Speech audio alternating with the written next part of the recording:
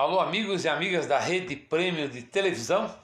Estamos começando aqui mais um programa Prosa Política. Como você está vendo, estou gravando aqui da minha casa e não do estúdios lá da Rede Prêmio. Talvez a imagem não fique tão boa, mas o programa está sendo feito com muito carinho. E nós não poderíamos fugir do assunto do momento, que é essa pandemia que atinge o mundo todo, essa doença terrível que teve o início lá na China, e os médicos de todo mundo estão tentando encontrar uma solução. Cientistas se uniram às redes públicas de todo mundo para tentar encontrar uma vacina o mais urgente possível. As pessoas estão todas presas dentro de casa por recomendação médica e estamos todos nós torcendo para que se encontre uma cura o mais rápido possível.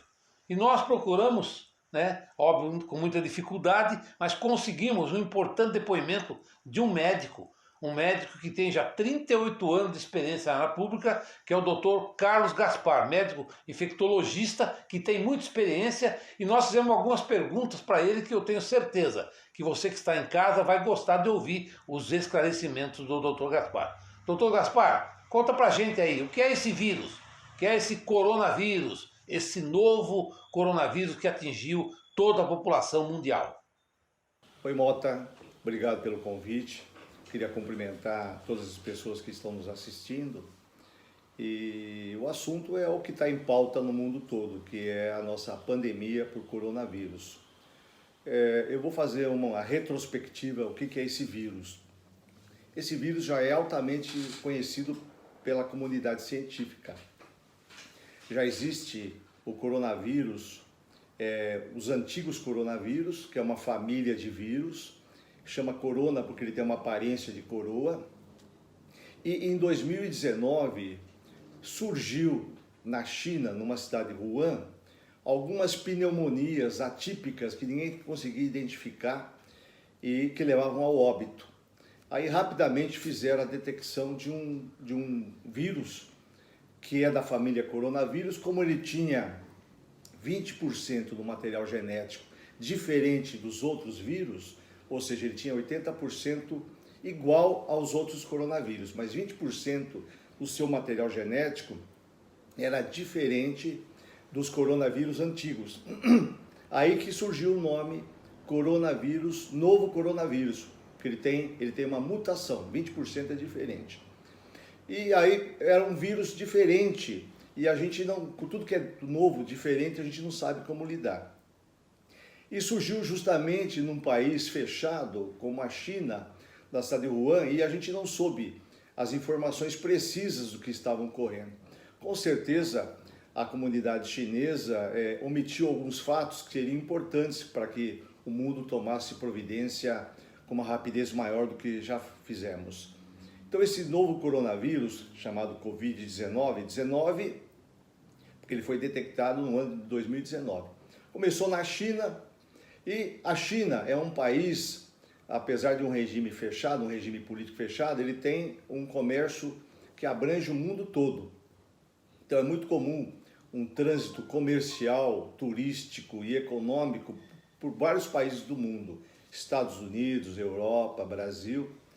E a China naquela época não deu a verdadeira magnitude da doença, omitiu alguns fatos. E também porque a China também não sabia como lidar com esse novo vírus.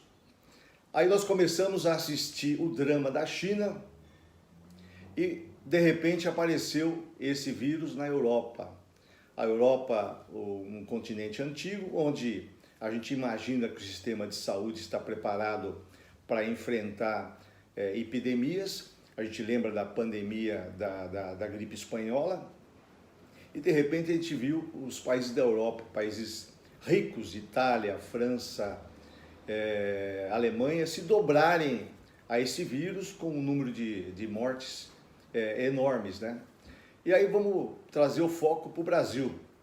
Aí de repente aparecem os nossos casos aqui no Brasil e nos Estados Unidos. E aí começou, o novo coronavírus começou a escrever uma história. Toda doença, ela faz uma história natural, como ela ela acontece no corpo humano. Isso se chama história natural da doença. Essa história a gente não sabia, porque essa história, cada doença tem a sua própria história. Como o coronavírus ele é novo, a gente não sabia o comportamento dele. Então no início, lá para fevereiro, março, a gente falava que era uma gripezinha, porque as informações que a gente recebia da China, que são informações que não eram totalmente verdadeiras, é que era uma gripezinha, que a maioria passava com sintomatologia leve. Quando começou a aparecer na Europa, nos Estados Unidos e no Brasil, a gente percebeu que não era um vírus tão simples como era o H1N1, que nós também tivemos uma epidemia. Então isso assustou a comunidade científica e esse vírus realmente tem transformado a história das vidas humanas no mundo, né? A gente está aprendendo a lidar com um novo vírus que, quando ele atinge o pulmão, ele tem uma chance de mortalidade muito grande. A população quer saber o que é pandemia, como acontece a transmissão e como lidar com essa doença, doutor Gaspar. Ô, Mota, vamos falar da pandemia do coronavírus, lembrando que a terminologia pandemia é porque é uma epidemia de vários países. Quem decreta uma pandemia é a Organização Mundial da Saúde, baseada em estatística, em número de pessoas que estão acometidas pela doença. Então, nós temos hoje uma pandemia do Covid-19. No mundo, cada país teve a sua experiência.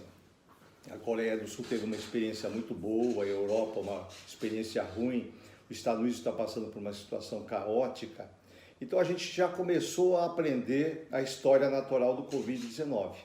A gente sabe que esse vírus é transmitido de humano para humano, ou seja, de pessoa para pessoa, ou através de objetos. Qualquer objeto que a gente toca, eu tuço, a minha gotícula passa para a mão passa por um objeto, e aí quem pega esse objeto, pega o vírus na mão e ele leva para a boca, para o olho, para o nariz, e aí o vírus entra. Então a gente aprendeu que o contato, a contagiosidade é interhumana e através de objetos.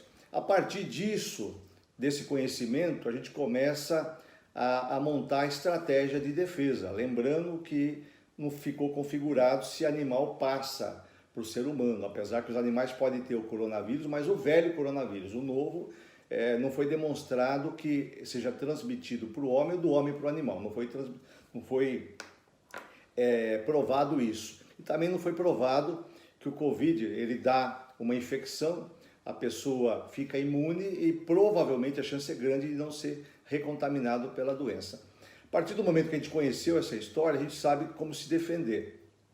Então, a primeira coisa é o distanciamento social. Hoje a gente está praticamente no isolamento social. O que é isolamento? Fica dentro de casa.